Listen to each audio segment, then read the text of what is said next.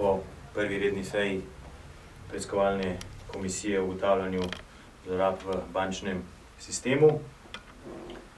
Najprej mi dovolite, da na kratko povzamem dogajanja od zadnje, torej prve izredne seje, ki je bila pred poletnimi počitnicami.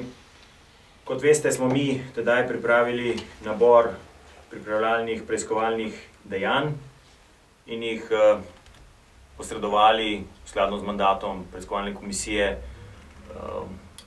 tistim, katerih odgovornost preiskovalna komisija je dolžna ugotavljati, torej predvsem bankam, Banki Slovenije, DUTB-ju in Vladi Republike Slovenije ter Ministrstvu za finance.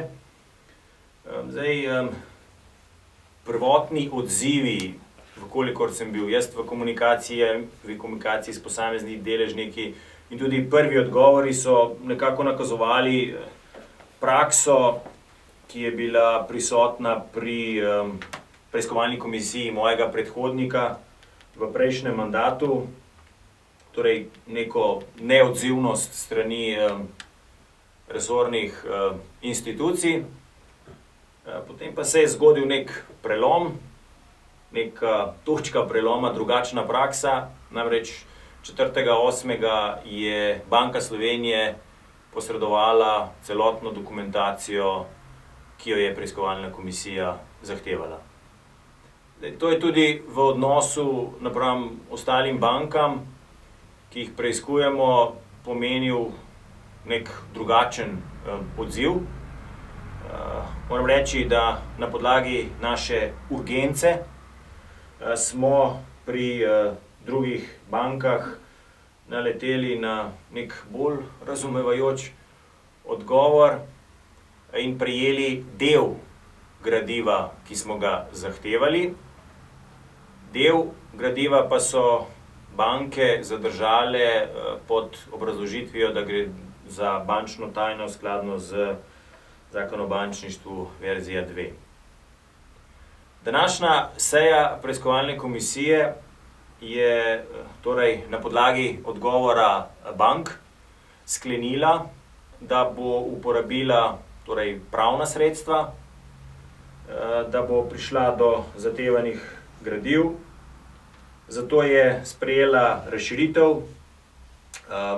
pripravljalnih preiskovalnih dejanj in bo na podlagi 4. odstavka 8. člena Zakona o parlamentarni preiskavi v zvezi s 4. odstavkom 13. člena istega zakona od pristojnih sodišč zahtevala zaseg zahtevane dokumentacije.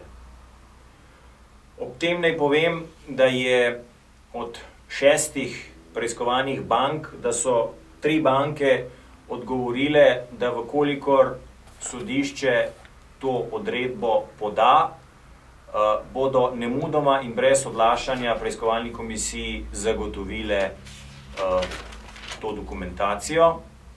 Ena banka je dala nekakšno pogojno soglasje, 2 banki pa še naprej vztrajata pri zakonu o bančništvu. Če pod črto potegnem, se način ali pa ta proceduralni del zbiranja vsebinskega gradiva za delo preiskovalne komisije v tem primeru in od danes naprej seli od preiskovalne komisije in preiskovanih bank na sodno vejo oblasti. Torej na zadevana sodišča, kar je, recimo temu zdaj vprašanje, smo lahko za to zadovoljni ali nas mora to skrbeti, ampak v vsakem primeru bo sedaj na ramenih sodstva tista odločitev, ali bo preiskovalni komisiji, ki je med drugim, kot veste, v parlamentu 24.4. bila izglasovana brez glasu proti, dala ustrezne vsebinske podlage za odločanje. Zdaj, kar se tiče današnjega sklepa preiskovalne komisije, smo med drugim ta sklep o preiskovalnih dejanjih razširili tudi z zahtevo za vpogled v kazenske spise kazenskih ovadb zoper člane uprav in nadzornih svetov preučevanih bank pri specializiranem državnem tožilstvu. Ta odločitev pa je bila sprejeta na podlagi dopisa policije, v katerem so navedli, da je policija zaključila preiskovanje konkretnega kaznivega dejanja in da so vse odločitve oziroma vsi ti dokumenti sedaj na specializiranem državnem tožilstvu, torej da je policija svojo vlogo opravila in da so postopki zdaj na naslednji instanci. Kar se tiče časovnice dela preiskovalne komisije, današnje sklepe smo na komisiji sprejeli soglasno. Prednostno se bomo glede na časovni okvir osredotočili na odločanje oziroma iskanje odgovorov na točki 10 in točki 12 sklepa o ustanovitvi preiskovalne komisije. Gre tu za ugotavljanje razlogov za prisilno likvidacijo Probanke in Faktor banke. To je vezano na to, da namreč izrednim upravam mandat poteče konec prihodnjega leta. Zato smo ti dve vprašanji vzpostavili to v tej prvi fazi in pa seveda oceni izvedbe pregleda kakovosti sredstev ter izvedbo stresnih testov za reprezentativni del bančnega sistema, torej omenjenih testov, ki so bili podlaga za ugotovitev obsega bančne luknje. Tudi zato, ker nekaterim viceguvernerjem v prihodnosti poteče mandat in bo lažje opraviti zaslišanja z omenjenimi osebami, ko bo imeli še polna pooblastila za vpogled v gradiva in dajanje izjav v imenu Banke Slovenije. Hkrati pa smo tudi soglasno na nek način sprejeli stališče, da naj današnjo novinarsko konferenco izrabim tudi za poziv morebitnim ali pa želenim žvižgačem, ki bi svojim recimo preteklim delom ali pa svojimi informacijami na nek način preiskovalni komisiji podala nekaj konkretnih usmeritev, s katerimi bi mi lahko morda posebej osvetlili kakšen posel pa kakšno dejanje, poleg seveda tistih, ki je gradivo v našem depoju državnega zbora. Teh strani je zdaj 21 000, vkolikor bo sodišče sledilo zakonskim določilom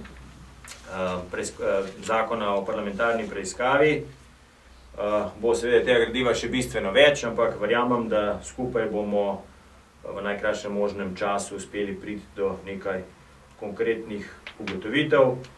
Naj sodišče ob tem primeru spomnim samo še na mnenje Zakonodajno-pravne službe, ki jo je pri omenjenem organu državnega zbora zaprosila prejšnja preiskovalna komisija, ko so pri zahtevah za zasego dokumentacije naleteli na zid pri strani sodišča in so zato niso mogli udejanjiti svojega mandata. Namreč takrat je Zakonodajno-pravna služba dejala, da ko preiskovalna komisija pristojnemu sodišču pošlje ustrezno zahtevo z obrazložitvijo in predmetom preiskave, zaprošeno sodišče ni upravičeno ocenjevati umestnosti ukrepa.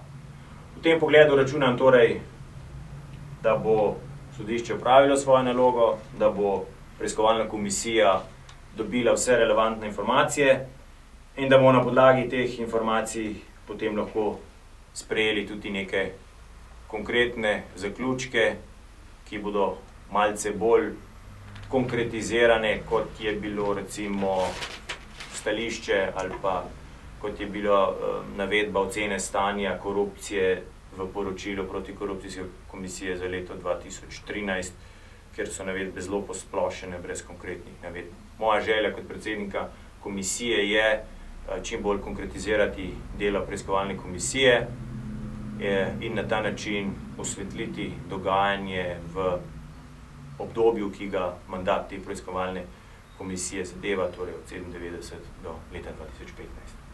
Toliko z moje strani, zdaj pa morebitno vprašanje. Že imeli eno vprašanje, Urška Eri Brankovič, Radio Slovenija. V bistvu na nek način, če vas prav razumem, vi zdaj čakate na odločitev sodstva, da se odloči, ali bodo tista gradiva, ki jih banke še niso želele vam posredovati, pač z eno uredbo odločilo, da so dolžne tudi to vam posredovati. To se zdaj čaka, če prav razumem. Danes smo sprejeli odločitev o tem, da gremo torej po sodni poti za pridobitev ustreznih uredb. Sodišča bodo pač celjsko, ljubljansko in mariborsko torej bo posredovana dokumentacija s to zahtevo in potem pričakujemo, da bo sodišče te zadeve obravnavalo, torej naše zahteve obravnavalo prednostno in odredilo pač zaseg te dokumentacije, da bo preiskovalna komisija pač dobila tudi tiste vsebine, ki jih dotične banke ne želijo dati, sklicujoč se na Zakon o bančništvu. V vmesnem času boste pa vi svoje delo nadaljevali? V vmesnem času bomo pa svoje delo nadaljevali, to sem pa povedal predvsem zato, ker imamo zdaj dokumentacijo, da lahko izvedemo tisti dve točki, torej vprašanje odločitve o nadzorovanji likvidaciji Faktor banke in Probanke ter izvedbo stres testov tujih izvajalcev, na podlagi katerih je bila potem odločena višina dokapitalizacije. Zdaj, če lahko še eno vprašanje, ena dilema se pojavlja, in sicer mislim predvsem iz strani Banke Slovenije, češ da bo ta preiskava morebiti v javnost dala določena imena, določene podatke, zaradi katerih potem določene zadeve, ki bodo na sodišču, bodo padle zaradi takšnih ali drugačnih proceduralnih ali drugih postopkov. Kako lahko na to odgovorite? Da to tolmačenje ne zdrži pravnih argumentov, da smo člani preiskovalne komisije podpisali tudi posebno izjavo, da sem vodstvu parlamenta strokovnim službam naročil izrecno pazljivost pri razkrivanju teh dokumentov, pisal sem tudi generalni sekretarki glede dostopa do teh gradiv in natančnega zapisa, kdo si je ta gradiva ogledal, tako da strani preiskovalne komisije bo narejeno vse, kar je v njeni moči, da ne pride do razkritja informacij. Moram pa kljub temu povedati, da so v Islandiji, ko so ustanovili preiskovalno komisijo, sprejeli tudi poseben zakon, po katerem so vsi podatki, ki so bili prej bančna tajnost, ki so imeli za posledico nastanek njihove bančne luknje, izgubili status bančne tajnosti in so postali javni podatki.